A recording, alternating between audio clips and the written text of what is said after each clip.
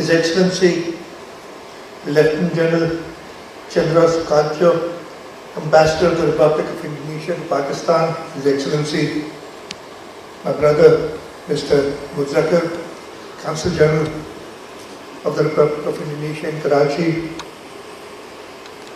Mr. Jamil Qureshi, Federal Secretary, SIFC and Secretary Board of Investment, Mr. Saqib Fayaz Baroon, Senior Vice President of BCCI, Mr. Zubair Motiwala. I see a lot of business community people here. Greetings to you all, business leaders from both Indonesia and Pakistan.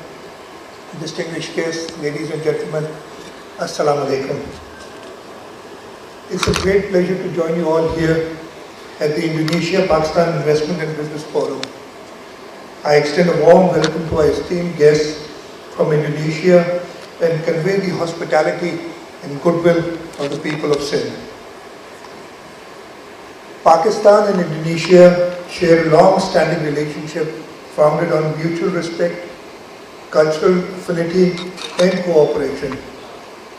As the two important nations in the Muslim world, as the two countries, largest democracies of the Muslim world, we have consistently supported one another on regional and international platforms. Our friendship has grown stronger over the decades, and today we have an excellent opportunity to further expand this relationship through stronger economic and business partnership. Our friendship goes from the time of independence when both Indonesia and Pakistan not only got independence around the same time, but even our independence days are celebrated within a couple of days of each other.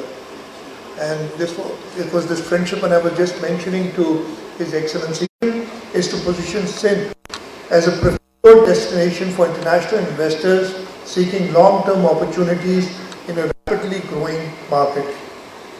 While trade between Pakistan and Indonesia has shown encouraging growth, I believe that our economic relationship has the potential to go.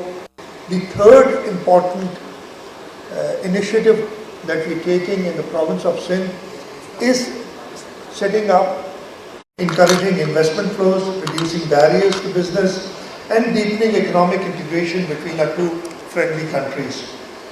Equally important are direct business-to-business linkages. Governments can create enabling frameworks.